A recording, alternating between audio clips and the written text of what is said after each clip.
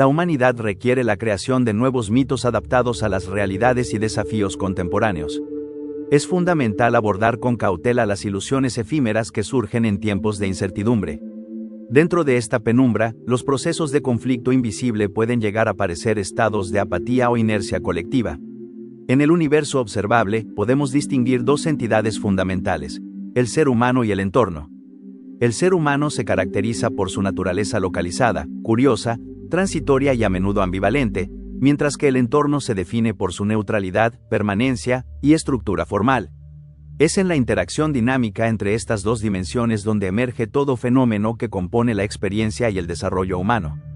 El ser humano está condicionado por una necesidad inherente de buscar filosofía, pensamiento, trascendencia, poesía, mitos y arte. Estas manifestaciones culturales y espirituales emergen como respuesta a la demanda existencial de un organismo cálido y frágil que surgió, casi por accidente, en un vasto universo indiferente, frío y silencioso. Si el cosmos hubiera querido un ser humano más desconectado de la absurdidad de su existencia, lo habría diseñado más preciso y menos consciente de sí mismo. La mente humana puede concebirse como un sistema complejo, una especie de interfaz adaptativa, encargada de mediar entre estas dos fuerzas fundamentales, la finitud humana y la infinitud del cosmos, generando procesos impredecibles y frecuentemente enigmáticos que dan forma a nuestra realidad cultural y emocional. En este contexto y citando a Camus, personalmente, valoro profundamente a aquellos que se dedican a dar sentido y acción a las chispas que emergen del conflicto existencial humano.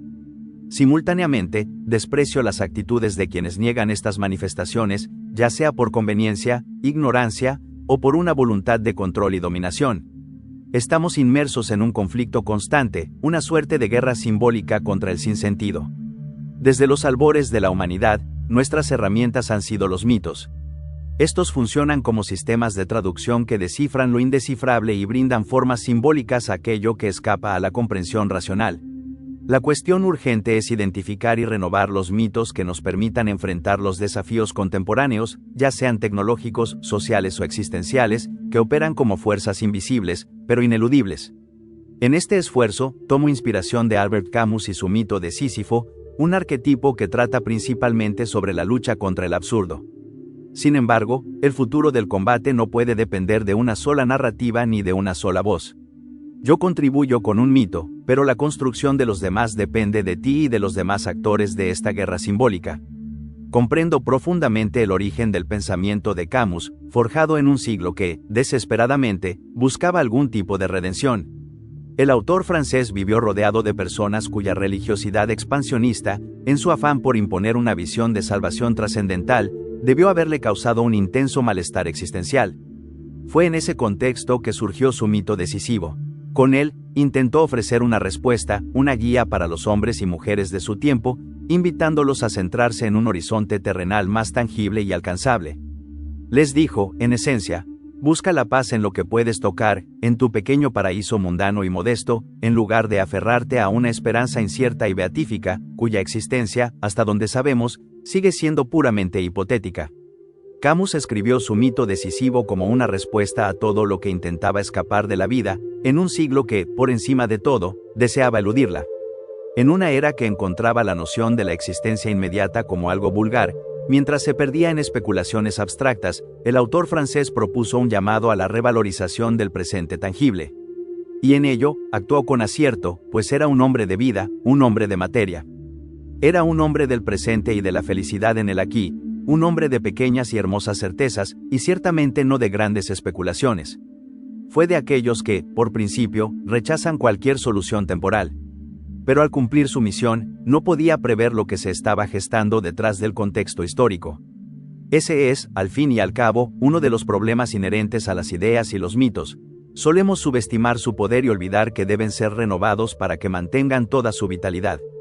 Veo a esos hombres de los que Camus hablaba tan acertadamente, esos hombres que exigen vivir solo con lo que saben, y los escucho gritar su rebelión sin esperanza ni futuro. Camus construyó una filosofía bella, magnífica, teórica, que lamentablemente fue aplicada por hombres ya demasiado enfocados en lo terrenal. Hoy estamos aplastados por el peso de la cotidianidad material. El siglo se ha vuelto absurdo, más allá incluso de todas las expectativas. Y para Camus, que en el fondo era un hombre de sentido, para quien Sísifo representaba un compromiso, para quien el absurdo era una forma de no perderse en sus vuelos sensoriales y en la dicha perpetua que lo caracterizaba, era mucho más poeta que filósofo.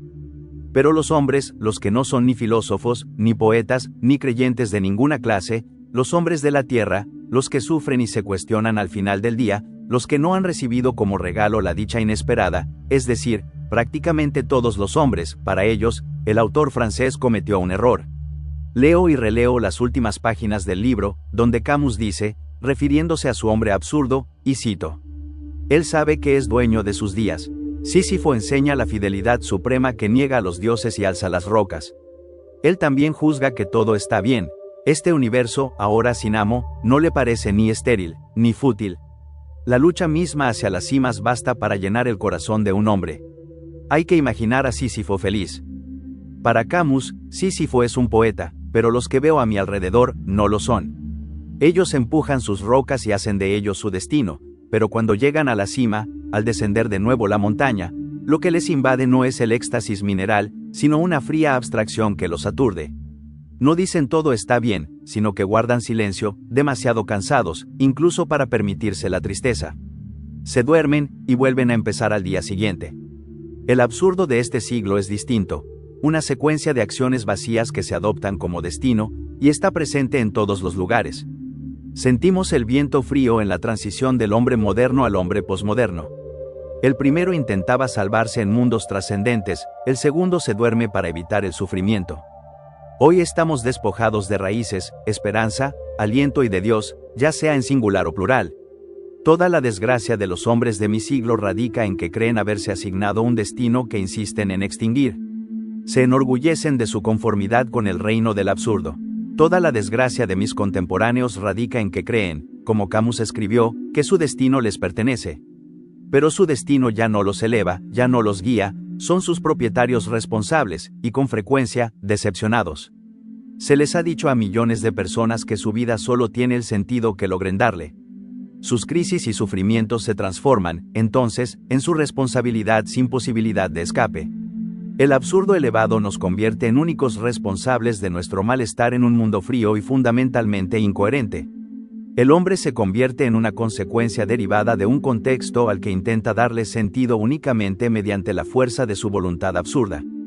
Camus nos dijo que nos hechizáramos de lo existente, de la roca, del agua y del sol, sin prever que todo esto también podría corromperse. Lo inmediato, el presente material, está hoy contaminado por fuerzas que no podíamos haber anticipado. El destino que prometen las imágenes está deteriorado, distorsionado, corrompido. Si la vida solo tiene el sentido que nos empeñamos en darle, temo que estamos perdidos, ya que todo depende únicamente de nosotros. El sentido de nuestras vidas no se deriva simplemente del alineamiento de nuestras tareas absurdas y cotidianas. La roca está sobrecargada, el paisaje se ha vuelto impuro, y el juego está manipulado. Actualmente, nuestro Sísifo se reduce a un esclavo desprovisto de razón, tal como los dioses lo querían, aturdido por la vacuidad repetitiva de su labor. En la cima de su montaña, no oculta su destino. Este está muerto, aunque siga en movimiento. Empuja porque ya no sabe hacer otra cosa, y eso es todo.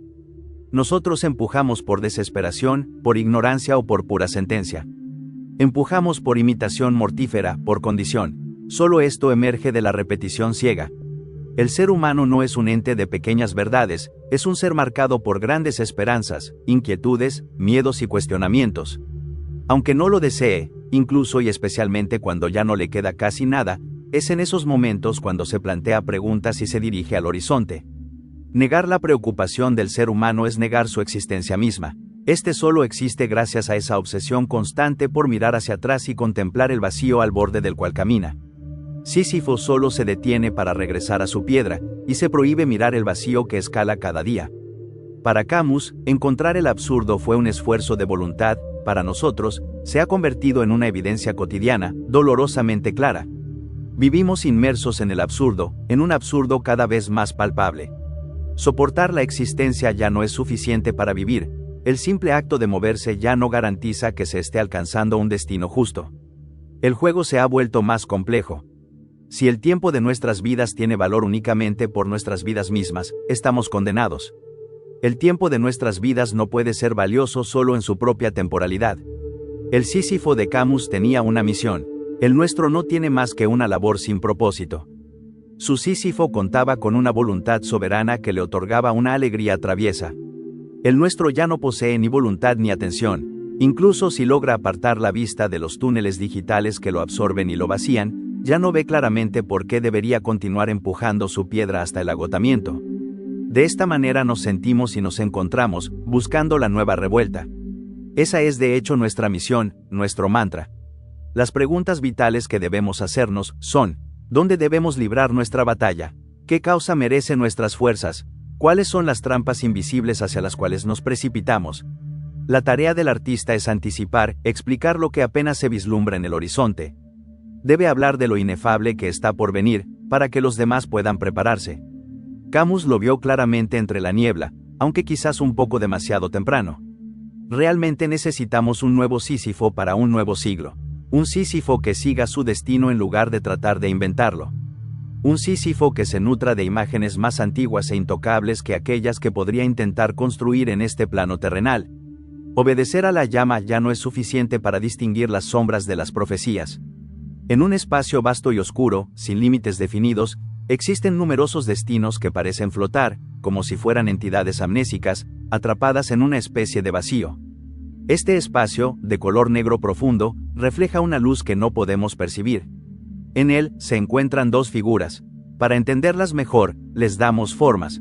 Una es un pequeño niño alado, representando tu daimon, lleno de energía y curiosidad. La otra es una figura humanoide, luminosa y ágil, representando tu alma. Tu daimon está apasionado, no puede permanecer tranquilo, busca imponer su punto de vista sin cesar. En cambio, tu alma se mantiene más tranquila, reflexionando de manera profunda y pausada. Su conversación parece no tener fin. Hablan sobre tu vida, tus sufrimientos, tu familia, tu felicidad, tus aspiraciones. A fuerza de tanto buscar, una imagen toma forma, motivos, colores, algo se fija sobre ellos como consecuencia de su deliberación. Daimon para los griegos, genio para los romanos, ángel guardián para los cristianos. Entras al mundo después de una deliberación inaccesible, cargado de una imagen olvidada, latente, que te guiará siempre que sepas escucharla. Porque no eres más que el vehículo de un imperativo incomprensible, pero profundamente vivo. El concepto de este mito proviene del final de la República de Platón. Según esta historia, todos los seres humanos vienen al mundo cargados de potencial, pero en la ignorancia, acompañados por un daimon. Este daimon ha elegido previamente hacerte su recipiente para cumplir con la misión que ha decidido llevar a cabo. El destino platónico no debe interpretarse como un objetivo existencial, sino como una representación inconsciente e individual que cada persona lleva consigo. Esta imagen interna debe ser descubierta e intuida a lo largo de la vida.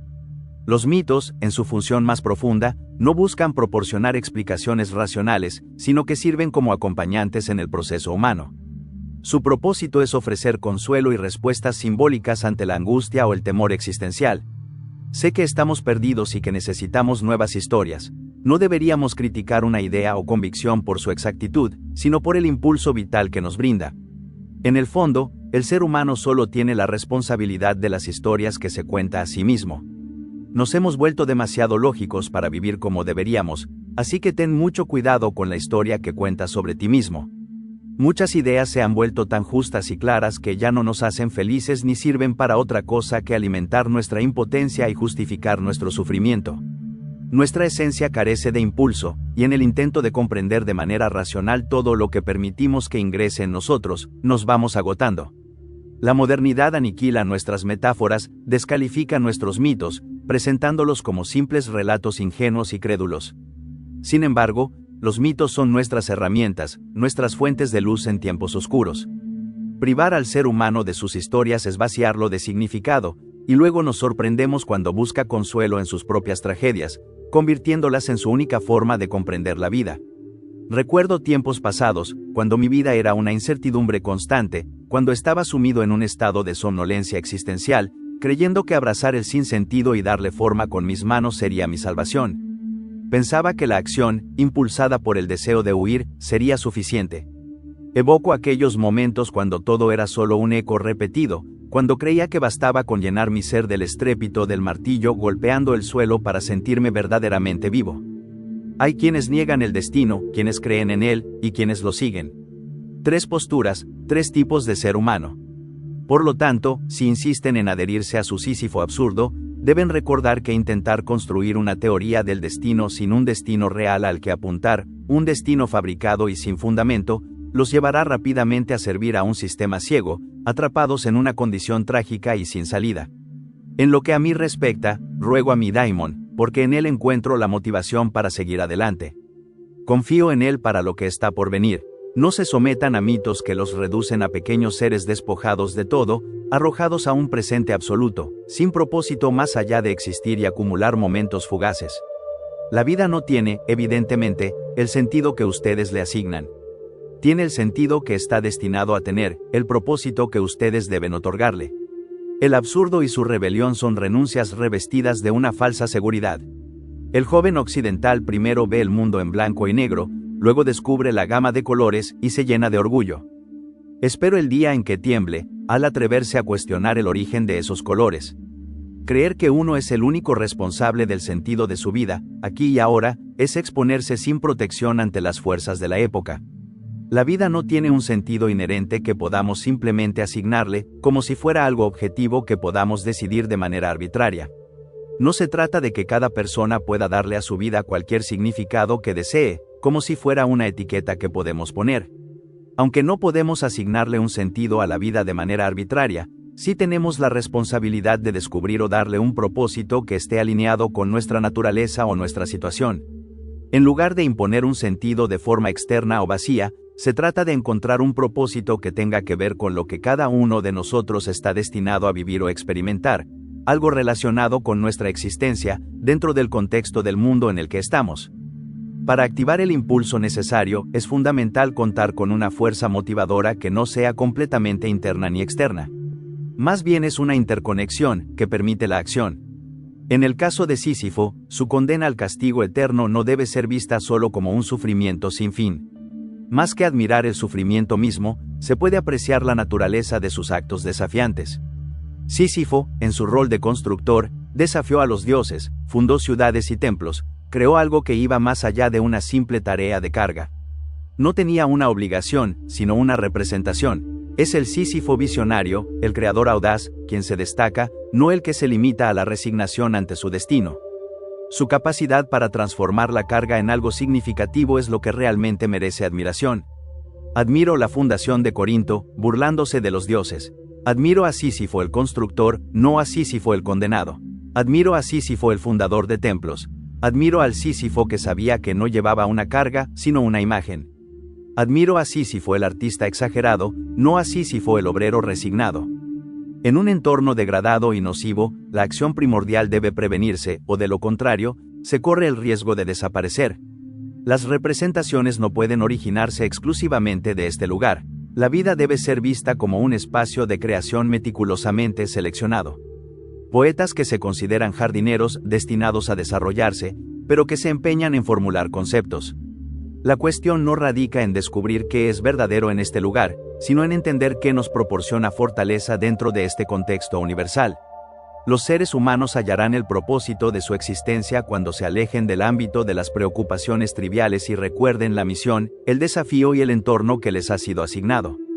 Esforcémonos por añadir matices vibrantes a la vida, creando el espacio necesario para intentar y expresar nuestras ideas. Entreguen pinceles a los guerreros, herramientas a los poetas, y observen cómo crean un mundo. El privilegio del artista radica en vivir la totalidad de la experiencia, consciente de que no lo hace en vano.